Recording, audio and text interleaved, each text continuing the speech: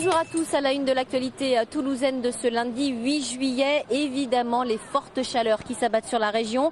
C'est l'été, mais quand même, 34 degrés relevés aujourd'hui à Toulouse. C'est la température la plus chaude en France.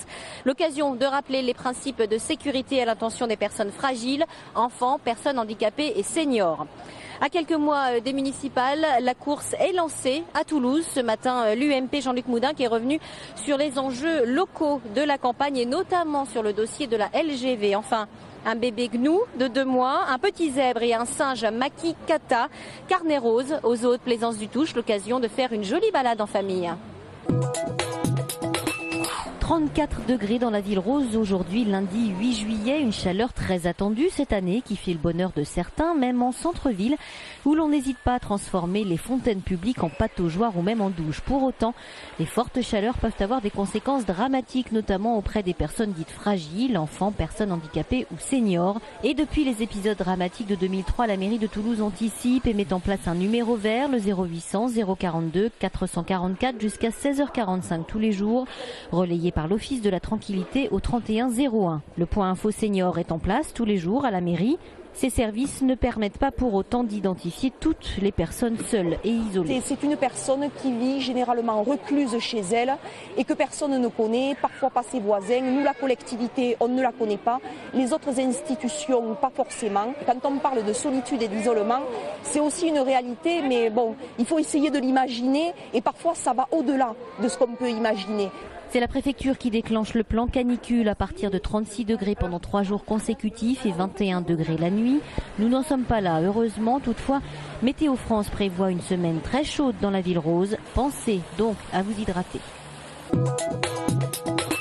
Demain, le gouvernement présentera son arbitrage après la remise fin juin du rapport Duron, préconisant le report de l'essentiel des LGV, excepté celle de Bordeaux-Toulouse, maintenue avant 2030. Encore faut-il que l'État s'engage pleinement sur les délais et le financement qui ne sont pas précisés dans le rapport, selon le groupe Toulouse pour tous et Toulouse Métropole d'Europe. Nous sommes à 8 mois des élections municipales et nous n'avons pas envie, effectivement, que le gouvernement annonce quelque chose, surtout pour jeter de la poudre aux yeux aux électeurs en vue de sauver telle ou telle situation électorale du Parti socialiste à Toulouse et ailleurs. Non, on veut une vraie décision et un vrai projet pour notre territoire. Suite à l'invalidation des comptes de Nicolas Sarkozy en 2012, l'UMP a jusqu'au 31 juillet pour trouver 11 millions d'euros. En réaction à la souscription nationale lancée par Jean-François Copé, l'UMP a enregistré vendredi dernier 50 nouvelles adhésions en Haute-Garonne. Tout le monde a bien compris que si jamais effectivement cette somme n'est pas réunie,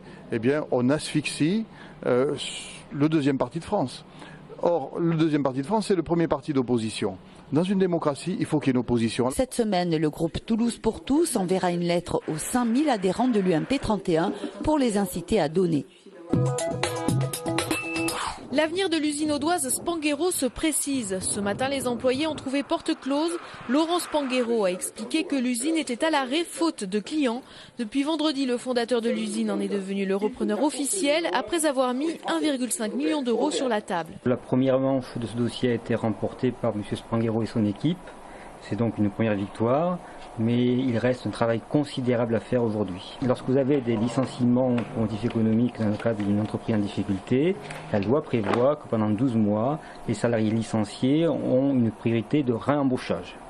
M. Spanghero va au-delà de cela, puisque pour les ouvriers, et seulement pour les ouvriers, il offre une priorité de réembauchage de 24 mois. C'était l'une des demandes des syndicats. L'enseigne Lidl, qui représentait 50% du chiffre d'affaires, a décidé de cesser sa collaboration avec l'usine. Laurent Spanghero doit retrouver des clients de toute urgence. Ce qui est très important du M. Spanghero, c'est que l'approvisionnement, notamment en viande, doit être, lui, local, régional. Et c'est la raison pour laquelle, parmi les marques que nous allons lancer, il y aura une marque qui s'appellera Port du Sud-Ouest ou Port Sud de France, pour justement permettre aux consommateurs de savoir d'où vient la viande. En tout cas, elle ne viendra pas de Roumanie et il ne s'agira pas de cheval vendu pour du bœuf. Quant au nom, le mystère demeure. Les usines nouvelles de Castelnaudary n'ont pas convaincu. Il faudra également rebaptiser les produits. Mais pour l'instant, Laurent Spanghero doit rencontrer l'administrateur judiciaire afin de savoir qui sont les 90 salariés maintenus. D'Albi à Castres, il n'y a qu'un pas, ou plutôt une étape. La 7e et la 8e du Tour de France empruntaient en effet les routes vallonnées proches de Toulouse et les premiers cols des Pyrénées. Après la cité albigeoise, départ samedi d'une autre place forte de la région, Castres. Les gens peuvent connaître la ville, c'est vraiment super, quoi. On est content, ça fait plaisir, quoi. Sur les terres tarnaises, deux mondes se sont entrechoqués, le vélo et l'Ovalie. Près du village départ, on croise d'ailleurs Émile Ntamak, ancien joueur du Stade Toulousain et du 15 de France. Les cyclistes, eux, sortent des bus. Premier coup de pédale pour dérouiller la machine. Le Toulousain Blel Kadri, tout frais meilleur grimpeur, fait admirer son maillot à pois, simplement heureux de traverser les routes de son enfance. Ouais, c'est clair, étape particulière, départ à Castres. Hier, c'était l'arrivée à Albi, dans un club une ville où j'y ai passé 2 ans dans un club, donc vraiment très très content. Ouais. Sur le tour, c'est chaque jour une petite rentrée des classes. On révise la Bible sportive, on pointe à l'appel en saluant la foule. Marc Cavendish, champion du monde. Le Tour a aussi son dirlo, Jean-François Pécheux, tête pensante de la plus prestigieuse course cycliste. Midi-Pyrénées, c'est les montagnes, donc c'est la première étape de montagne. Et on devrait, avec la chaleur qu'il fait, on devrait avoir une belle étape. Du côté de la foule, pas de surprise, on applaudit à tout va, on profite du spectacle. À chaque rugbyman qui sommeille, l'été, il y a un cycliste qui s'éveille. Castres est en fête depuis le début juin. C'est une atmosphère très particulière, c'est le Tour de France, c'est la fête. Puis à 11h35, les choses sérieuses commencent. Départ d'un peloton assoiffé de montagne. Les bicyclettes cèdent la place au bouclier de Brennus. Nouveau bain de foule pour le bout de bois et 2 champions made in CO. À la base, c'était juste pour le tour, mais du fait qu'il y ait le Brennus, avec Mathieu, on a repris un petit bain de foule, ouais, ça fait du bien. Ouais. C'est tout un honneur de partager ce moment avec les coureurs, parce que pour nous, on a un énorme respect pour eux, parce que je crois que c'est un sport très très difficile et on est très content d'être là aujourd'hui. Retour à la grande boucle, l'étape de samedi est remportée à la force des mollets par le favori Christopher Froome à Axe 3 domaines. Blel Kadri perd sa tunique à pois dans la bataille. Dimanche, les Pyrénées étaient toujours au programme. La 9e étape passait notamment à Saint-Béat, village sinistré moins de 3 semaines auparavant. C'est l'Irlandais Daniel Martin qui s'est imposé à Bagnères de Bigorre. Bye bye les Pyrénées. Après la journée de repos ce lundi, il reste aux coureurs 12 étapes à boucler avant les Champs-Élysées. C'est une flopée de bébés qui est arrivée cette année au parc zoologique de Plaisance-du-Touche avec 18 naissances. Nouvelle d'autant plus importante qu'elle concerne une grande variété d'espèces. Antilope, élan du Cap, tapir, kangourou, wallaby et sans oublier la petite dernière. Le petit chouchou, c'est facile, hein, c'est Sushi, la petite Makivari qui est née maintenant il y a 1 mois et demi, qu'on a élevée au biberon, qui nous a demandé pas mal d'attention. Par contre elle, forcément on s'attache à ces individus beaucoup plus qu'aux autres. Cette nurserie à ciel ouvert ajoute un intérêt supplémentaire pour les enfants.